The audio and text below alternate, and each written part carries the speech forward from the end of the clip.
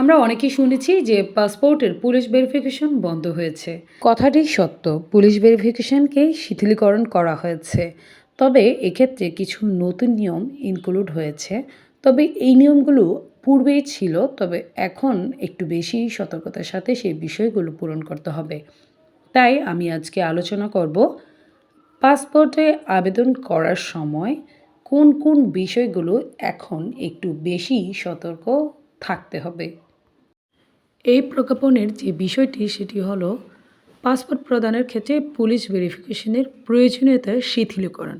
এখানে কিন্তু বাতিল করা হয়নি, বলা হয়েছে শিথিলকরণ।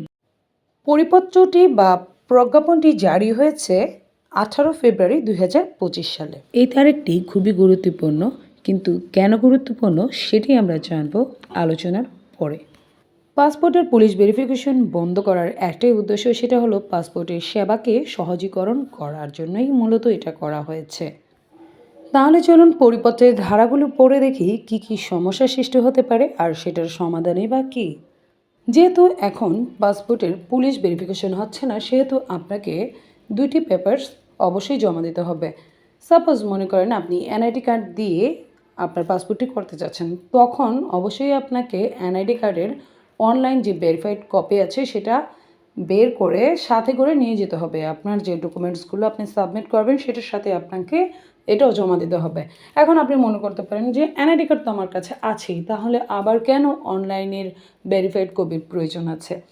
এটাই মূলত যে আপনার যে এনআইডি কার্ডটি আছে সেটা কি রিয়েল এনআইডি কার্ড নাকি বানানো এনআইডি কার্ড, সেটা আসলে তারা ভেরিফাই করার জন্যই আপনার অনলাইন ভেরিফাইড কপিটা তারা সাবমিট করতে বলে।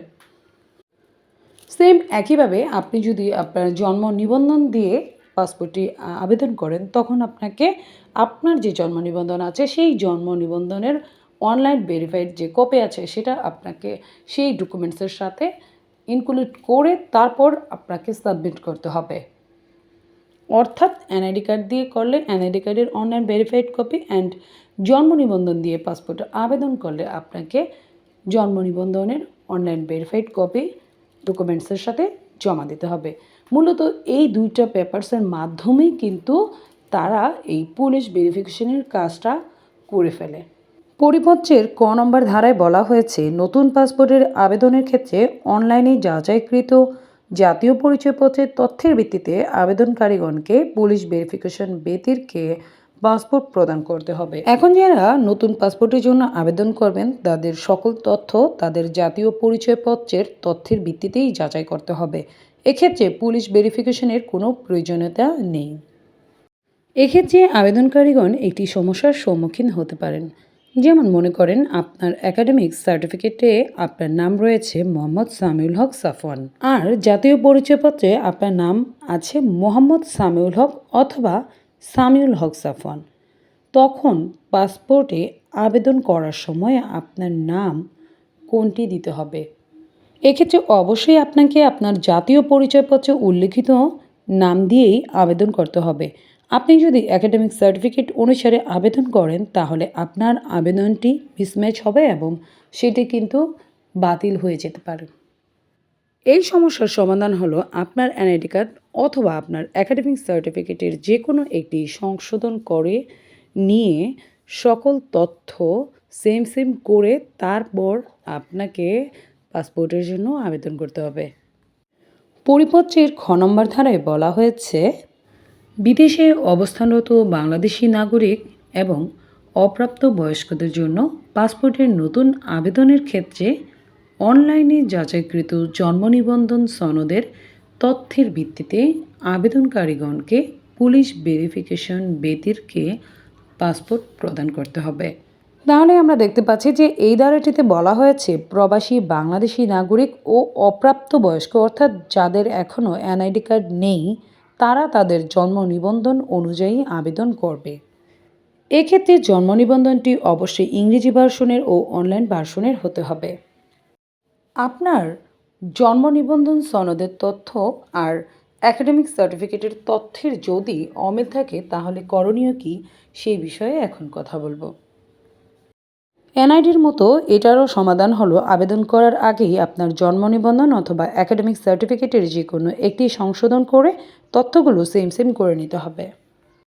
ইতিপূর্বে আপনারা যখন পাসপোর্ট করতে যেতেন তখন কিন্তু আপনাদের যে জন্ম নিবন্ধন আছে সেই জন্ম নিবন্ধনের অনলাইন ভেরিফাইড কপির প্রয়োজন হতো না, কিন্তু এখন থেকে আপনারা যারা জন্ম নিবন্ধনের মাধ্যমে পাসপোর্ট করবেন তাদের অবশ্যই জন্ম নিবন্ধনের যে ভেরিফাইড অনলাইন কপি আছে সেটা সঙ্গে করে নিয়ে যেতে হবে। পরিপত্রের ঘ নম্বর ধারায় বলা হয়েছে, পাসপোর্ট পুনঃ ইস্যুর ক্ষেত্রে বিদ্যমান পাসপোর্টের সাথে চাহিত মৌলিক তথ্যের যেমন নিজ নাম, পিতামাতার নাম, জন্ম তারিখ, জন্মস্থান পরিবর্তন হলে জাতীয় পরিচয়পত্রে, অর্থাৎ আপনি যদি পাসপোর্ট রিনিউ করার সময় এবং নবায়ন করার ক্ষেত্রে আপনি যদি আপনার কোনো তথ্য যেমন আপনার নিজের নাম, পিতামাতার নাম, জন্ম তারিখ বা জন্মস্থানের যে কোনো একটি আপনি পরিবর্তন করতে চাচ্ছেন, তখন আপনাকে অবশ্যই আপনার জাতীয় পরিচয়পত্র বা এনআইডি কার্ডে যে সকল তথ্যগুলো দেওয়া আছে আপনি সেই তথ্য যদি পাসপোর্টে দিতে চান বা ইনক্লুড করতে চান তাহলেই সেটা করতে পারবেন, নতুবা কিন্তু আপনি করতে পারবেন না। মনে করেন আপনার এনআইডি কার্ডে একটি তথ্য দেওয়া আছে সেটিও ভুল এবং আপনার পাসপোর্টে যেটি আছে সেটিও ভুল। এখন আপনি নতুন করে চাচ্ছেন যে আপনার পাসপোর্টের নামটি সংশোধন করতে, কিন্তু আপনার এনআইডি কার্ডে যেহেতু ভুল আছে সেহেতু আপনি কিন্তু এই ভুলটাই এখন আপনার জন্য সঠিক। আপনি কিন্তু আর পাসপোর্টের তথ্য পরিবর্তন করতে পারবেন না। তবে এখানে সমাধান হলো আপনি আগে আপনার এনআইডি কার্ড সংশোধন করবেন, তারপর আপনি আপনার পাসপোর্টের তথ্যগুলো সংশোধন করার জন্য আবেদন করবেন, তাহলেই হবে। মূল কথা হলো এখন থেকে আপনার এনআইডি কার্ড এবং জন্ম নিবন্ধনের তথ্যের উপর ভিত্তি করেই আপনার পাসপোর্ট করা যাবে। এই জন্য এখন পাসপোর্ট করার আগেই আপনাকে আপনার জন্ম নিবন্ধন এবং এনআইডি কার্ডে যদি কোনো ভুল থাকে তাহলে সেটা সংশোধন করে নিতে হবে, এটার কোনো বিকল্প নেই। সবাই সুস্থ থাকবেন, ভালো থাকবেন, এই প্রত্যাশায় বিদায় নিচ্ছি। আল্লাহ হাফেজ।